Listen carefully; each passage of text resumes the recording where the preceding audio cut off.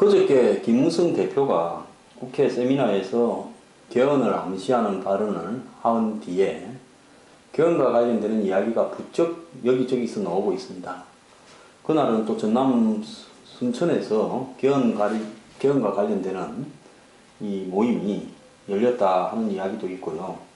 그래서 결국은 지금 당 내부에 벌어지고 있는 총선을 둘러싼 논란이 좀 잠복하에 들어가니까 개헌을 가지고 이 야당과 여당 내 다수를 끌어들여서 어떤 세력관계에서 우위를 얻는 형식으로 현재의 공천을 둘러싼 안심번호 국민공천이라는 문제가 던진 지금 혼란이나 위기를 김무성 대표나 친이가 돌파하려고 하는 것이 아닌가 하는 그런 생각이 듭니다. 김무성 대표의 개헌 시사 발언에 대해서 호응도 했던 정의화 국회의장은 20일 관훈클럽 토론회에서 정치개혁 및 개헌 문제를 다루겠다라고 예고를 놓고 있습니다.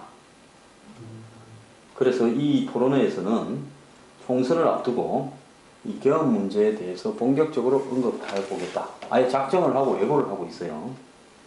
이런 상황에서 지금 청와대가 그동안 개헌 논의를 맡고 있었다. 그것은 작년 10월에 김무성 대표가 상하이에서 오스트리아식 이원 집정부제적 분권적 개헌을 시사했다가 그 이후에 청와대의 강한 반대에 부딪혀서 조용해졌죠.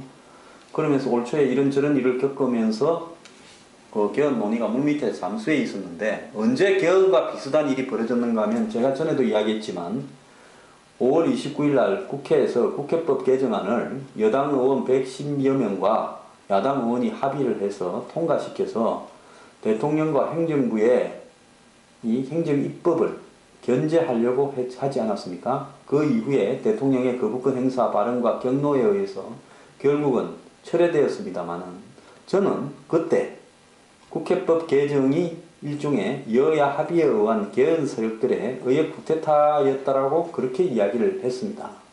사실 그때 대통령을 상대로 개헌 세력들이 한마디로 파워 테스트를 했다고 저는 보고 있습니다.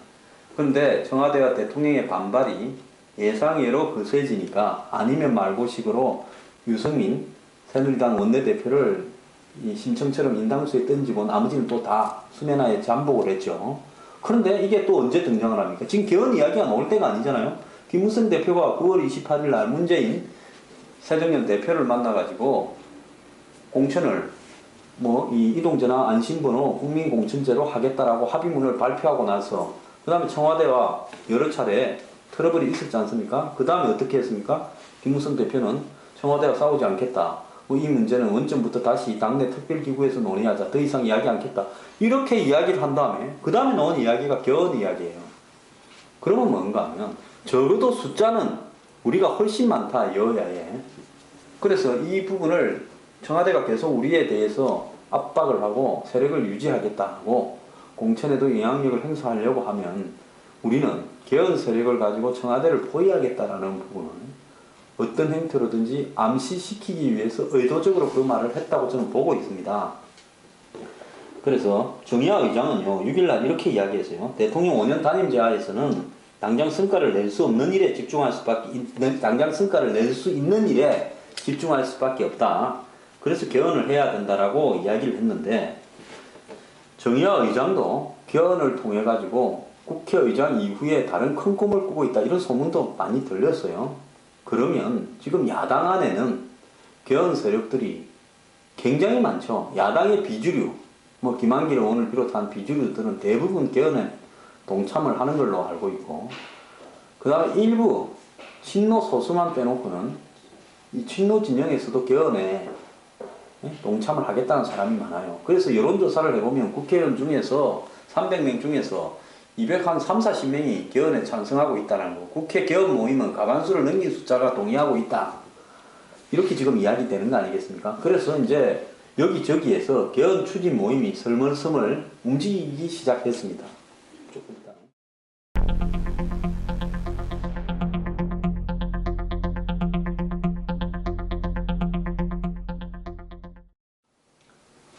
그런데 이 같은 개헌 논의가 중앙에 있는 국회의원들만, 중앙의 정치인들만 하는 게 아니라 지금 전국에 그 시장군수협의회 있지 않습니까? 그 모임에서도 이 지난달에 순천에서 모임을 가지고 지방 분권적 개헌을 위한 본격 행보를 결의를 했습니다. 그러니까 단체장들 전국에서 다수가 여기 참여했어요. 그래서 이분들은 또 이분들 나름대로 개헌에 자신들의 지방의 분권, 즉 중앙정부의 권력을 지방으로 상당히 이양해서 지자체들의 권한을 강화시키는 개헌을 하려고 또 시도하고 있는 거예요. 그래서 중앙정치인뿐만 아니라 지방정치인까지 전부가 달라들어서 개헌 때 자기 이해관계를 반영시키려고 중앙과 지방이 지금 얽혀서 이렇게 할 정도로 개헌 세력들이 많이 퍼져 있어요. 근데 이 사람들이 노리는 거는 언제 개헌을 하겠다는 거냐? 시기는 내년 총선 직후에 그 자신들이 원하는 친박 정치인들이 생각만큼 많이 참여하지 못하면 개헌에 동참하게 될 거다. 이렇게 희망 섞인 기대를 하고 있습니다. 그래서 박 대통령이 주장하는 정치개혁의 요체가 정치적 시스템을 선진화하는 건데 그때 되면 박 대통령도 현실을 인정하고 자신이 주장하는 정치개혁이 대통령의 1인 독재적 리더십이 아니라 자신도 퇴임 이후를 생각해서 정치 권력을, 차기 권력을 분산시키려고 변할 거다. 역대 모든 정치인들이 대통령이 되면 처음에는 개헌에 반대하다가 임기 말이 되면 개헌에 찬성했다. 그래서 대통령도 5년 잔임제보다는 내각제나 유연집중부제를 만들어서 본인의 퇴임 이후에 안전판을 마련할 거 아닌가. 그래서 자신의 또 국회의원들이 친박 성향을 가진 사람들이 40~50명이라도 있으면 또 퇴임 이후에 개헌이 되어서 다당제가 되면 그것도 또 적은 숫자지만은 안전을 담보하는 부분이 될 수 있을 게 아닌가.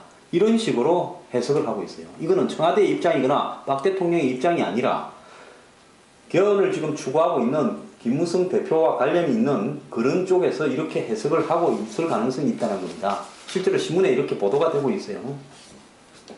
그래서 자기의 유력한 대선 후보가 없이 후보들이 다 도토리 키재기식으로 고만고만하면 이럴 바에야 이명박 대통령도 임기 3년 차에 개헌을 제기한 것처럼 박 대통령도 이제는 마음을 바꿔가 개헌에 찬성하는 쪽으로 돌아서서 이 문제를 주도해 나갈 거다. 그렇게 지금 희망 섞인 자기 관점에서의 일방적인 해석을 하고 있는 겁니다. 그래서 여권 관계자는 청와대가 임기 전반에 주도권을 상실해서 개헌을 반대했지만 내년이 되면 마음을 바꿀 가능성이 충분하다. 이렇게 이야기했는데요. 그래서 이 개헌 시나리오가 여권 핵심에서 보고서 형태로 이렇게 보고되기 시작했다. 저는 이 말이 전부 거짓이라고 생각합니다. 저는 박근혜 대통령이 나름대로 원칙의 정치인이었다고 생각을 하는데요. 박 대통령이 이런 관점을 가지고 있다면 지금까지 했던 자신의 원칙과 전혀 다른 논조를 필요에 의해서 하는 게 됩니다. 그래서 개헌론자들이 이제는 청와대와 대통령의 마음을 미리 예측을 해서 일이 될 거다라고 몰아가고 있는데요. 웃기는 이야기입니다.